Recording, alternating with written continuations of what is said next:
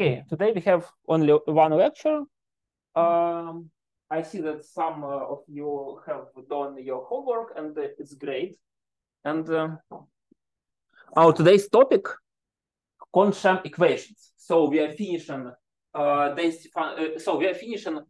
basic things of density functional theory, and we have already used these Kohn-Sham equations on our lab works when we have solved these tasks which I gave you. It was silicon diamond band structure, and your homework carbon diamond band structure. So we made all the calculations using Kohn-Sham equations. But what is Kohn-Sham equations? I will start from repeating from short repeating of previous lectures. So we have I think this thing is too high, too huge. We have started from Hartree method. Hartree method, it was the first method to solve Schrödinger equation iterationally, which we can then apply to some computers and make some computer programs and to solve it. But at that time there was no computers and people made it by hands. They have done all these hundreds of iterations, but it was something. It was something. What was the idea? The idea was to take this Schrödinger equation, to take this real psi function and split it into one particle psi functions, psi alpha 1, psi alpha 2, and so on. So we have from psi function which depends on n coordinates, we have n psi functions, and we can solve just n equations. And with each equation, we can deal like with one particle equation. For example, like with this equation. So we can substitute this psi function into our Schrödinger equation, and then what we will get? We'll get some kinetic energy. We'll get some external potential, which in our system, in our calculations, external potential will be the electric field of atoms. And we have some term which calls Hartree term, and it's just Coulomb interaction between electron and all other electrons. And then we solve this, and it equals to some energy of this one particle equation, so eigenvalue, multiplied by psi. And we can find this energy, we can find this psi functions, and we can solve more or less this equation with some problem, because this system is not the real system, because here is the real system. The real system is very, very complicated. We can't describe it, but we can describe this system. So Hartree method not so close to reality as we want. That's why we had to create better methods. And okay, what also should I say? We have used Born-Oppenheimer approximations to calculate to deal with previous equations. So we can take this starting Schrödinger equation. We can beat kinetic energy on kinetic energy of electrons, of nuclei, then interaction terms. We can beat on electron-electron interaction, which will be some Hartree energy, nuclei, and electron-nuclei, which will be some external potential. And we say that nuclei so huge comparing to electrons, that we can say that they don't move, and we are dealing only with electrons. This is the idea of Born-Oppenheimer approximation, and we can split Schrödinger equation into two equations: equation with only electrons and electron-nuclear interaction, which will be some external potential, and for only nuclei equation, and we just can discard this equation and solve this equation. So Hartree method goes even farther from reality. Because we made this Born-Oppenheimer approximation, but it's rather good. So it's rather good because we really neglect by really very small part of the energy. And also I have told you about Thomas-Fermi model. So Thomas-Fermi model is some pre-DFT. It was some a model which development of which have led to DFT, density functional theory. In this model, we use our system as homogeneous electron gas, and we deal with it like with gas. That's why we can take, and we say that in our local density approximation, we split all the system, we split all the space into small cells. In each cell, electron density will be the same, will be constant, and we call this approach local density approximation, because at each point R, at some point R, in some space near this point R, density will be stable. It will be constant, and using this approximation, we can calculate some kinetic energy as single particle local density approximation energy. It's functional for kinetic energy, and it will look like this. It's okay. It's not a hard equation at all. We have only one parameter R. We have some function n dependent on R, but we have only 3 coordinates. R is a vector. It's just a common vector in a common space, in a Euclid space. So we can work with this equation, and this is a very big win of Thomas-Fermi model, because it proposes us rather far from reality, because we make some approximations, but rather simple form of this kinetic energy functional. Then we use energy functional electron interaction as just Hartree term.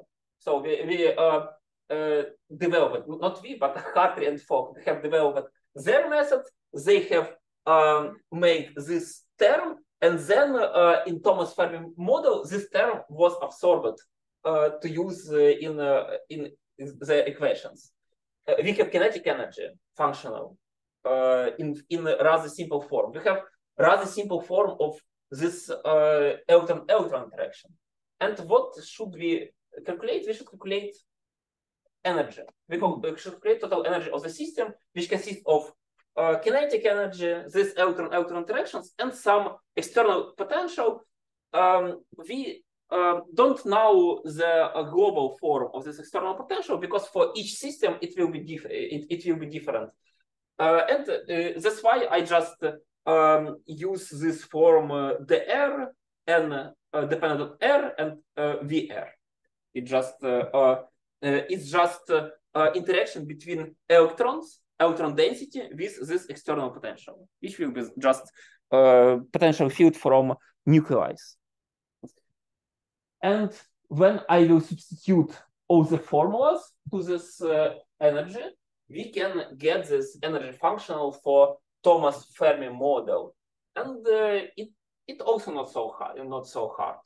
If we use some computer systems, some computer calculations, it's not hard to solve this equation, because each term we have in some open form, in some noun form.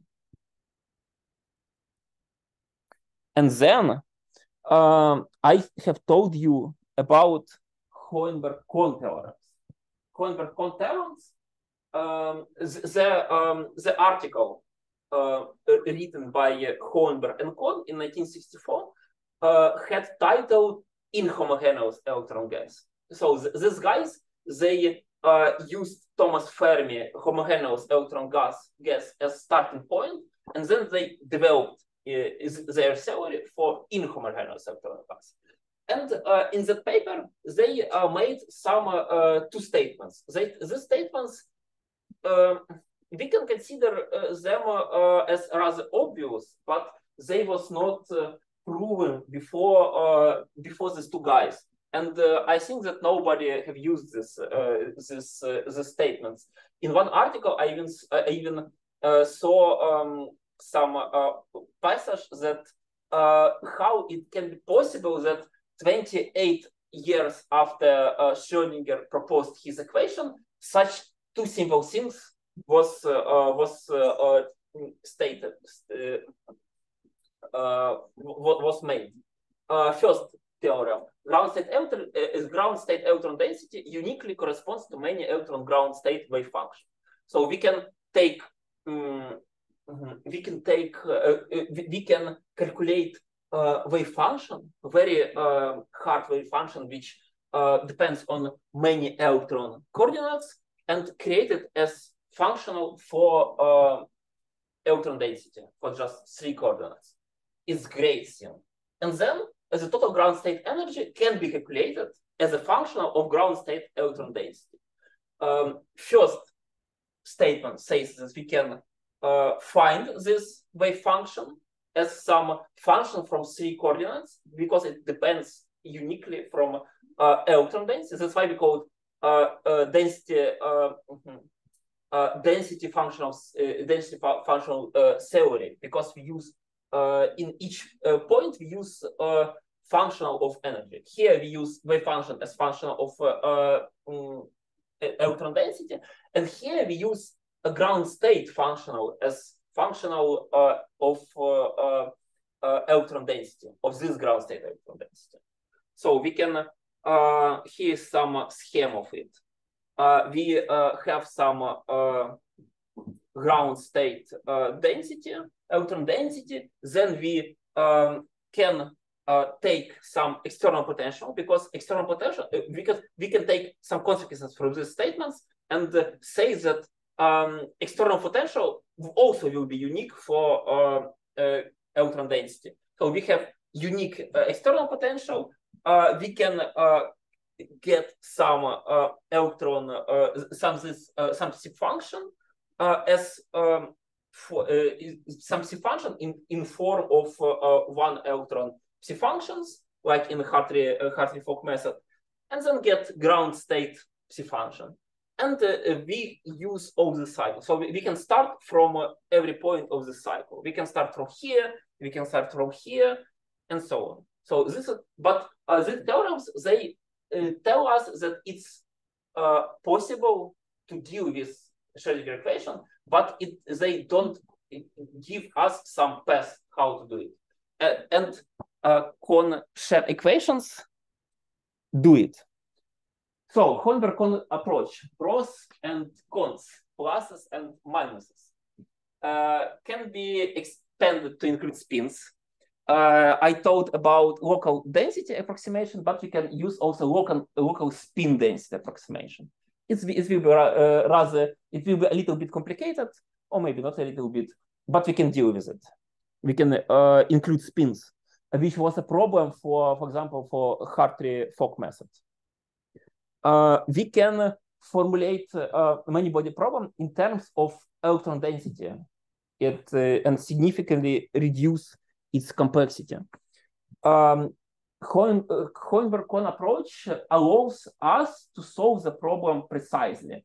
So we can say that if we will use ideal forms of equations, if we will know all these forms of equations, we can solve we can explicitly solve Schrödinger equation. And minuses. It's the problem that, okay, if we will know the form of these equations, we can solve it precisely, but we don't know the form. The forms of these functionals, they can be rather complicated. For kinetic energy, I showed you functional of kinetic energy in Thomas-Fermi approach. It was rather simple. Particle interactions was also rather simple. It was a Hartree term. Exchange correlation is some crazy thing, and today we also will speak a bit about exchange correlation, and then I will have 2 more lectures about exchange correlations, because exchange correlations too important. In the theory, even if we possess the exact functional forms, solving the problem can still prove exceedingly complex. So even if we will know these forms, but we don't know, maybe they will be so complicated that we will have a lot of problems. And we can use Kohn-Sham approach. Not Hohenberg-Kohn, but Kohn-Sham, another guy. We have another guy who also didn't get Nobel Prize because Walter Kohn got Nobel Prize. I think that he got Nobel Prize because Hohenberg's work was only with the theorems. Sham was postdoc of Kohn. It was like 27, 28. He was like 27, 28. The time when they worked on this approach, and it was some a little bit computer science approach, I think, because they had to create some block scheme to solve these equations. And Kohn was the guy who made theorems and who made this approach. What is the idea? We can replace the original system of interacting electrons. So it's almost the same as Hartree methods, Hartree-Fock method. Replace the original system of interacting electrons with a system of equation for non-interacting electrons. Hartree just replaced many electron by function by independent single electron by functions. But here we replace it with a system of equations. We go from a psi function to equations of non-interacting electrons. And in this system, electronic density remains the same as in the multi-particle system. It is some consequence from Hohenberg-Kohn Theorems that we can take this system of interacting electrons, and if we will replace it by some equations of non-interacting electrons, we will have the same electronic density for two systems. And that's why we can say that solving this simplified system, we can solve exactly our real system, our real Schrödinger equation. And here we go. So we have ground state energy functional with well-known terms: kinetic energy functional, electron functional, and external function. And now we'll have a lot of mass, which I wrote in PowerPoint, and it was terrible experience. So we can split. Last time I told you a bit about this exchange correlation mystical term, and I told that it goes from the point of view that we take not precise kinetic energy and potential energy. Why we don't? Why we take not precise? Because this is the real kinetic energy functional for real world. We use in a Thomas-Fermi model, we use only single particle kinetic energy. But we have this part. This is some remaining term, and we don't know how it looks like. And it calls correlation energy because it goes from Kohn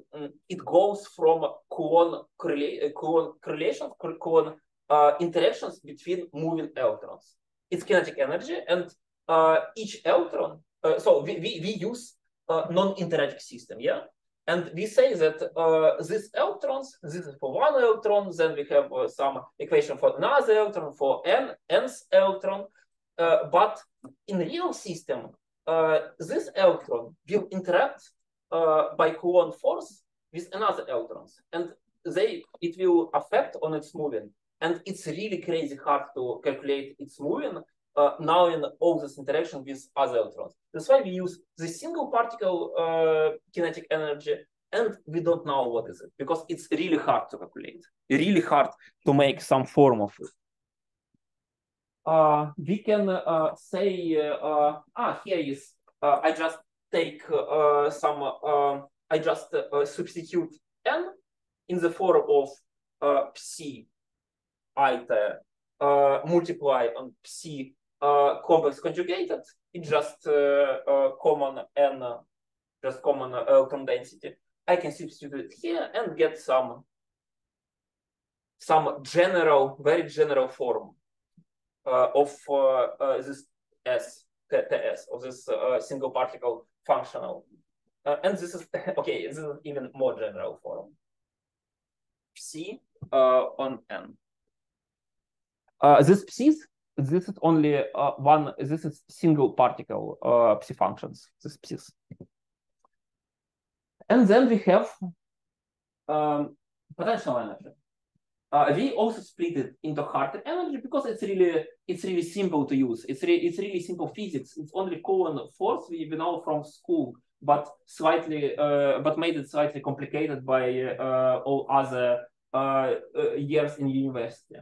So we split it into Hartree interactions and some unknown form. We don't know in this form, and we call it exchange form.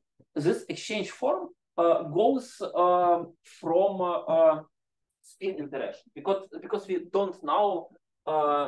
First of all, we use non-interactive electrons, and that's why in this Hartree model, this is single particle which by Coulomb law interacts with all other interacts with electrical potential created by all other electrons. Not with each electron, but with some thing which we call self-consistent field. And this is exchange particle, exchange thing, and it goes from spin correlations. And once I have told you about this thing when we told about Hartree-Fock method, and this form. Okay, I will tell you a few words about it later. It was some spoiler. This is just common form of Hartree equation. We don't know this, and we don't know this. V on n, some external potential. We also don't know it, but we can take it because it will be different for each system. Okay, I will substitute it. Here we have single particle kinetic energy, Hartree interactions, this mystical exchange correlation form. I just took correlation and exchange form and say that, okay, let it be one functional because we don't know correlation, we don't know exchange, and we can use it just like some one functional. And I know that if we deal with ground state electron density, we have ground state energy. If we have a ground state energy, if we will use some variations on this energy, we'll get zero. It's just simple mathematical analysis. We'll make some variations of this functional by n, and we should get zero because it's minimum energy.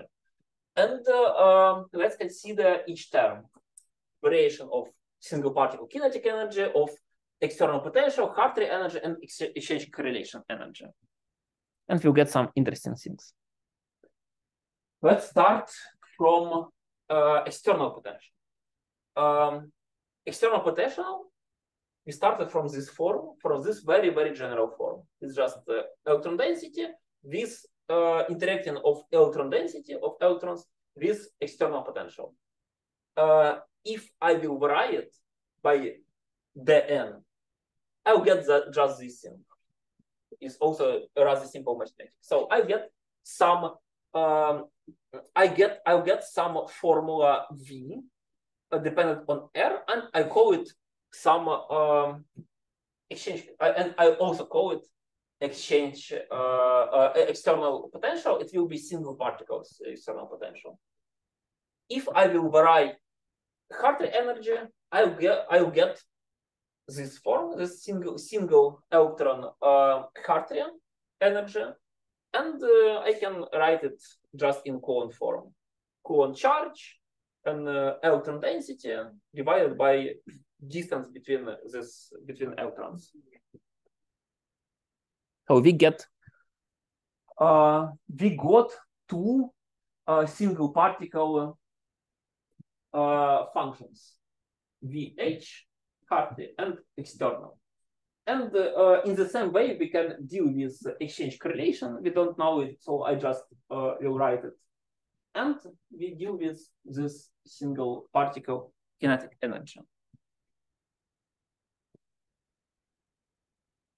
So let's move to a system of non-interacting particles, where each particle moves in a specific potential Vs. Okay, I will call this thing Vs. S was lost somewhere. S means single particle. So we moved from functional forms to this function forms for single particle. And I was not correct. I mean by this Vs that I took all this thing, this, and this, and replaced it by some potential Vs, and I call it some potential single particle potential. I just combined this, and this, and I have very simple equation. Variation of a single electron kinetic energy functional plus this potential S equals to 0. And we can make some interesting things with it. We have our new equation. So we got from some, we moved from some ground state functional to this rather simple equation from only two terms, in which this term will be represented by three terms: external potential, Hartree, exchange correlation. And I remember that when I stated the idea to you, I have told that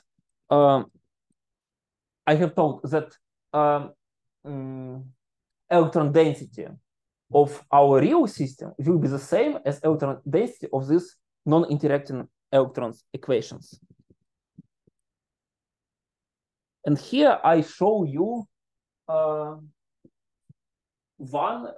show you equation for single particle, for single electron, and I tell you that electron density of the real system will be the same as electron density which we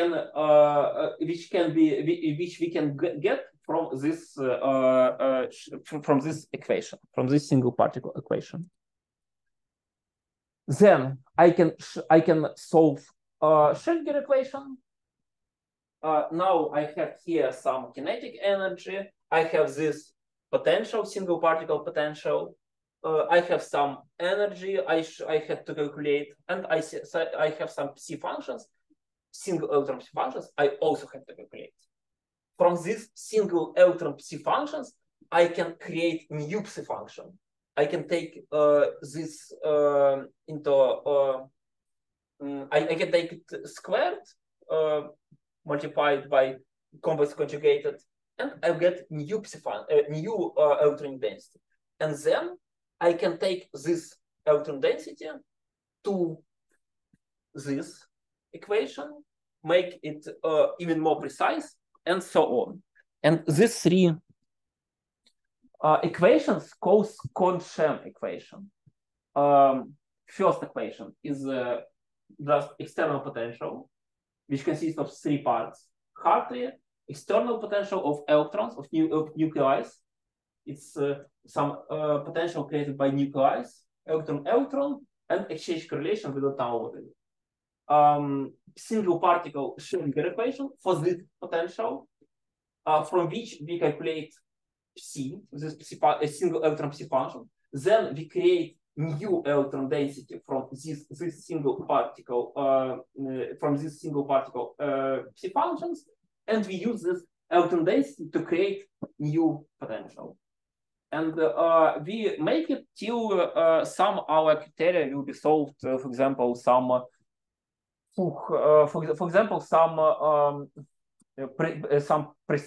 precision criteria. We have used it in our calculations. This set of equations was derived by Walter Kohn and his postdoc Kohn-Sham in 1965. So he was something like 27 years old, Kohn-Sham, and it's rather good idea for your career when you work with some guys, and in 27 years you can contribute to some article which will be cited for 30,000 times, and which will affect on all our civilization, because almost all, as I told on the very first lecture, almost all our materials are calculated using these Kohn-Sham equations. And Walter Kohn got his Nobel Prize in chemistry in 1998 for this thing, for theorems and for equations. You have a question? Yeah, I have a question, more of a philosophical. At which point this approach, like steps from a multi-particle idea to a single particle? At which point are the steps? Yeah, I don't really get it, because you didn't get it. DFT is just replaces like the complex. Yeah, we have this functional. Yeah. This is multi-electron functional. Then we should make something with all its parts. What we do with kinetic energy? We replace it by Thomas-Fermi, single particle kinetic energy. Yeah. Then we deal with this functional energy, with this functional, and we take only Hartree part. Hartree part means that we have some electron which interacts with, we also have some single particle which interacts with all other particles, with some field of all other particles. This is Hartree term. We don't know this, and we don't know this, and I just combined it in some exchange correlation functional. Next two lectures, we will tell only about this exchange correlation. And here, okay, and here we are going to and at this point when I vary this functional, I moving to single electron part, to single electron. At this point, when I take single electron, I don't know what is it, and some external field. So this is single electron ground state functional. Then I vary it, and I make all these calculations. So we are going to single particle when I do something with this and with this, because it's single particle functionals.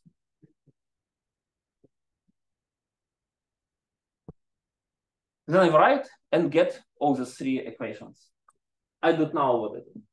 And I just take it by some VXC, exchange correlation. Have I answered your question? Okay. And last time on laboratory work, I told you about some parameter occupancy. We used occupancy the Gauss. We used occupancy smearing, then smearing Gaussian, and then we used some the Gauss parameter. So this occupancy we can so that parameter deals with this form. So to create good electron density. Okay, and the algorithm. I also have showed you this algorithm, spoiler of this algorithm, in our lab works. How we can calculate, how we can solve this system of equations. At first step, we take pseudopotentials. In each pseudopotential, we have some electronic density for some chemical element. We take these pseudopotentials, we use their superposition, and we create some first approach electronic density, N1. It will be N1. Then I create from this electronic density, I create this potential, which was single particle potential. So I take, I create, I now this Hartree term, I know this external term, it's also written in pseudopotentials, the field of ions. And I take it in some form which I want, because I don't know its explicit form. So I take some part which I think I take some term in the form I think is okay for this calculation. It has a lot of forms. Then I solve this single particle Schrödinger equation for this potential, get psi function. From this psi function, I create new electronic density, N2. I took N1, then I create N2. Then I see the difference. If the difference huge, I go on the next cycle. I will take N2 from this, and then I go on and on till I get the convergence. And how it was realized in quantum expressing. So it is the slide from our first laboratory work. It is we have this block electrons here, and in this block we solve this cycle, this Kohn-Sham cycle. Here I have mixing mode plane, because I can't, if I will take only new electron density and substitute here, I will not have convergence. It's some mathematic trick. So that's why I should take some part of new and some part of old electron density, some combination. This combination will be in linear form, like mixing beta. Mixing beta is 0.7. 70% of new electron density and 30% of old electron density, because it's good for convergence. It's because it's just mathematics. And then I also type the threshold. Here is 10 in the power minus 8. This threshold. But this threshold is for energy. We also have a threshold for here. It will be automatically derived threshold for electronic density. So this is how it works.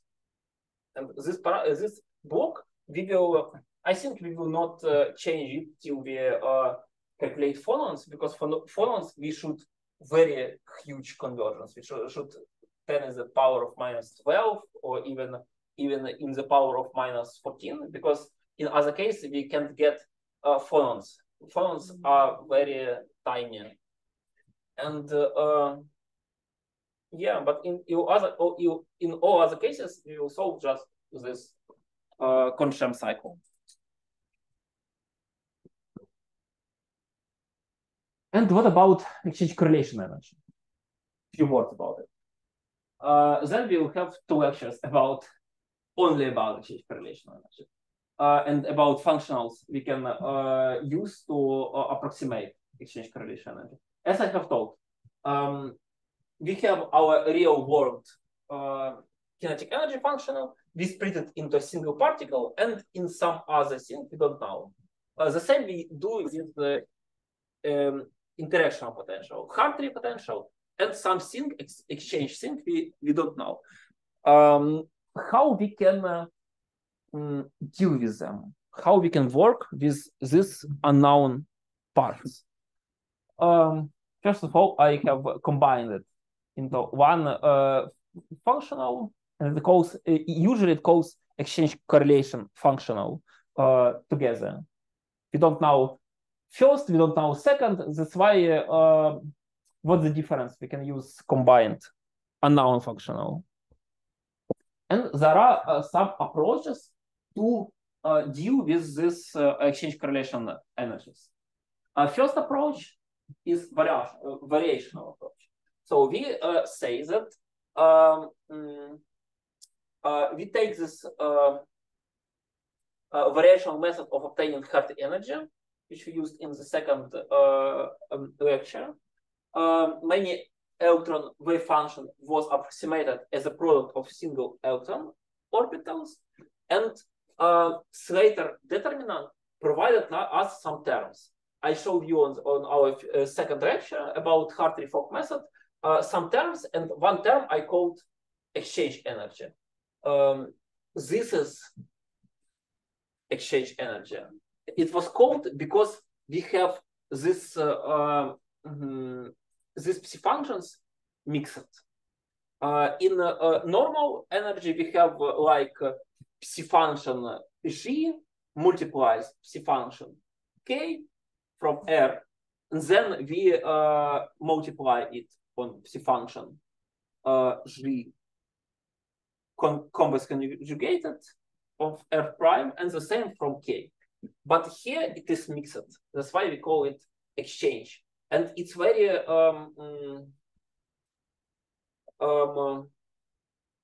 it is rather how to say it. Я хотів сказати, що це дуже тонка річ. It's very oh, okay, never mind. So this goes only for spins, because from some intuition, from some mathematical intuition, we can say, but what the hell? What's the difference? We can exchange these parts, but we will get the same. But in quantum physics, in this world of complex numbers, we will not get the same. And that's why we have this exchange part. We saw it in Hartree-Fock method, and they didn't know how to deal with this exchange. But okay, yeah, we can, if we know these psi functions, we can calculate it. But it's maybe for hydrogen atom we can do it, but for more complex atoms it will be too hard to make something with this thing. This was what about exchange energy and about correlation energy.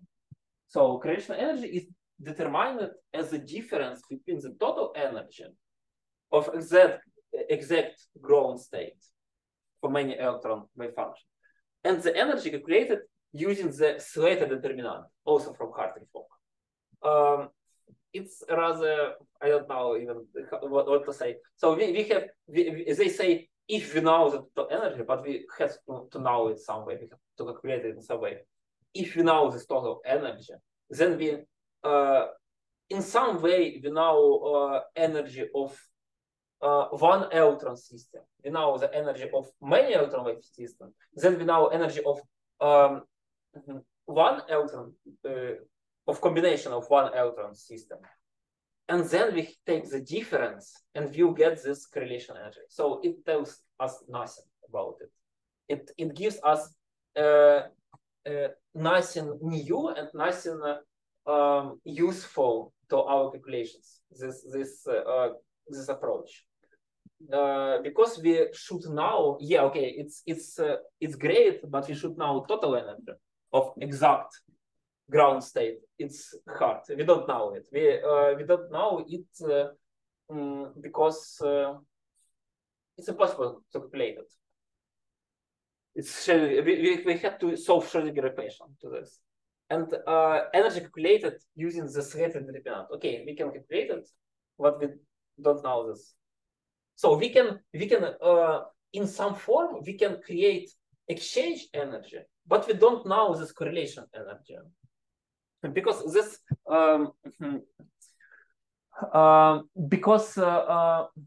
Yeah, because we don't know the total energy. But if we know total energy, why we should use this approach? Because we know all we want. Another approach, probabilistic approach. Correlation energy. So we should estimate in some way this correlation energy.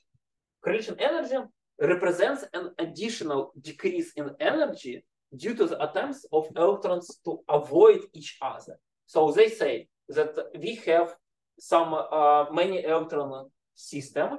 In this system, because of Coulomb repulsion, electrons will try to move as far as they can, and they try doing it, and this attempts will create this correlation energy because they're trying to be as far as they can.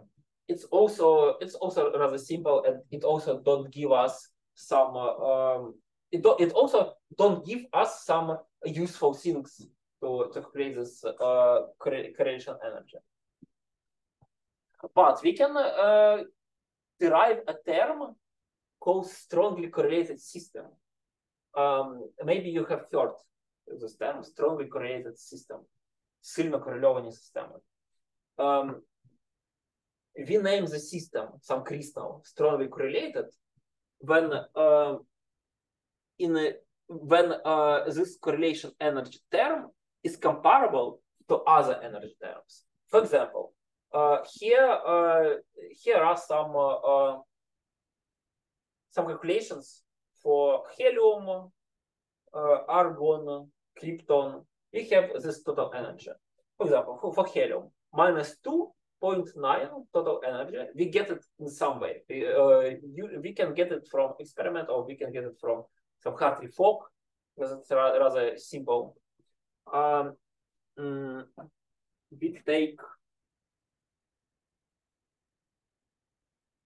We have this exchange correlation term, one electron volt.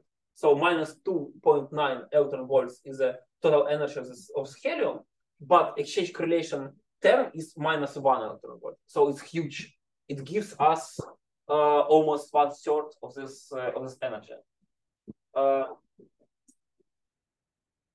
Exchange part will have take 35% to total energy, and correlation part you give only 1.5%. So helium is not strongly correlated system. So you you can see for other materials these materials that correlate that for some common chemical elements, percent of correlation energy not so huge. I think this, I don't remember. I don't remember from what paper I got this. I had to make some link to it, but they had to calculate it with some Hartree fog method to get, and then they tell that the energy they got is total energy, and then they in some way they calculated exchange energy using this form, and then they take the difference, so total energy minus exchange energy, and they got correlation energy, and we see that it's not huge. But for some systems with for some magnetic systems, usually strongly correlated systems are systems from atoms which have huge atomic numbers in the periodic table. We take in these atoms we have a lot of electrons, and outer electrons will be on d or f electrons. So usually d and f electrons make this huge correlation part, because they have they are almost relativistic. They have huge correlation energy. It goes to kinetic energy and to repulsion of electrons. So we have huge velocity, almost relativistic velocity, and we have huge correlations. And we also have some methods to deal with it. Such systems, the systems with this huge, with these heavy atoms, are rather, it's rather hard to calculate them with density functional theory. And that's why we should use some tricks as DFT plus U. U is, so we had to deal in some way with these correlations which created by this F or D or D electrons. So it's usually it's some hard nuts. We can also use some approach which calls correlation holes. What's the logic? What's the idea of this approach? The fact that exchange and correlation interactions attempt to keep electrons away from each other has led to the concept of exchange correlation holes. So they try to move as far as they can. This electron density, exchange electron density, demonstrates the decrease in the probability of finding an electron and coordinate r prime given its presence at point r. So we use this exchange correlation electron density as some probability calculation, because the first idea of this electron density was probability to find electron in some point of space. Because electrons try to avoid each other in some parts of space, in some part of space you have less probability that we can find here electron. And these guys, they can calculate this decrease in probability by using some electron density of exchange correlation, and then they can create some exchange correlation functional, as we have created Hartree energy, but with interacting of electron density with this exchange correlation electron density. But we also had to create some electron density to create it. And some of next time I will tell you about exchange correlation functionals and how different scientific groups create these functionals, real functionals, to calculate. For example, we have used in our calculations Perdue-Zünger LDA pseudopotential. Perdue-Zünger is one of LDA forms. These guys, they took some approach to deal with correlation and exchange. They made some formula which is not exact, but we can make rather good calculations. You saw by your eyes that we got rather good. We got rather good band structure, but we got not so good band gap.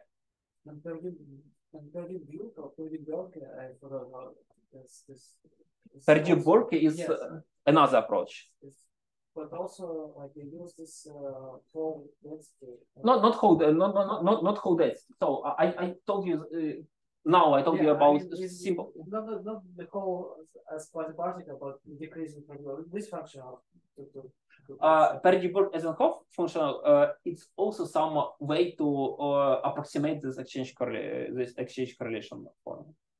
Yeah. Okay. Next time, so on next lecture, I will tell you also about Perdue-Burke Eisenhoff, about Perdue-Zünger functional, and about a lot of other functionals we will use in our calculation. So now we have used Perdue-Zünger, but then we will move to Perdue-Burke Eisenhoff because it's more advanced. It's better than LDA. And summary.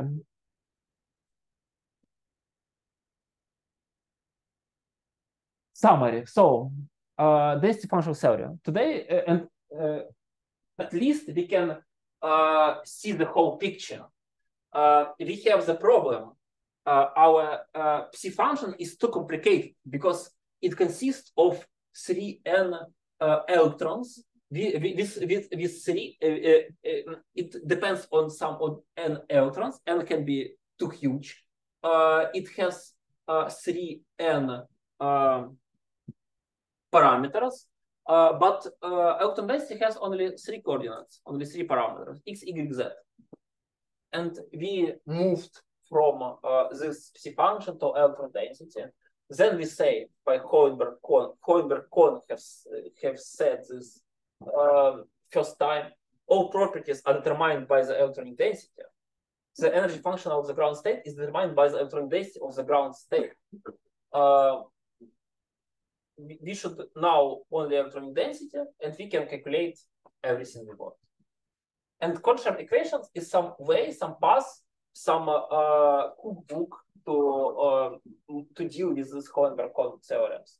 So we substitute the real system with a system of non-interacting electrons, with system of equations. Then we make some suitable. Then they are okay for practical applications, and we all saw this practical application. And we don't know this exchange correlation energy, but we will speak about it next time. Maybe maybe not next week, but in next lecture. So that's all for today. Maybe some other questions. Yeah. I also have a conceptual question. So the fact that I mean the Pauli principle for the electrons, is it incorporated in this U exchange term, right? Can we say that? Yes, yes. Pauli principle incorporated here. Yeah, of course. If you remember, I don't know if from theta determinant, yeah. If we have theta determinant for bosons, we don't have this thing. But if we have it for fermions, so if we apply this Pauli principle, we get this as some term. By the way, is DFT approach used to calculate some like boson quasi-particles or something like that? Some Cooper pairs, energies? No, or maybe with some tricks. I didn't hear about some attempts because this functional theory, as you understood, it's single particle. It's single particle theory, but Cooper pairs is 2 particle theory. One electron, another electron. We have this Cooper pair. This is a single quasi-particle. It's okay. Yeah, it's single quasi-particle, but it's 1 particle. So we take this electron. Of course, it's not exact the single particle because we have this multi-particle effects in exchange correlation energy. So exchange correlation energy gives us some complicated real world physics. We have a single particle approach from Kohn-Sham equations, single particle approach, but exchange correlation energy gives us some things from real world, from real exchange, from this Pauli principle, and so on. But mainly it's one particle, and when you so you can calculate next term, next semester, we will calculate phonons from density perturbation theory, density functional perturbation theory, and we can deal with the density functional DFT with this theory. We can deal with so we can deal with superconductive properties. We can calculate electron phonon. We can calculate phonons with it. We can calculate electron phonon interaction, and then we can calculate by, for example, by Macmillan formula, we can calculate TC, superconductive temperature. But using the only DFT, we can do it. So we can make some upgrade, which calls density functional perturbation theory, some kind of upgrade to DFT, and then we can calculate it. But using classical DFT, we can do it because it's single particle theory. Single particle with some plus functions, with some elements of many particle system, which are included in this exchange correlation energy. Yeah, great question. So maybe some questions from Zoom.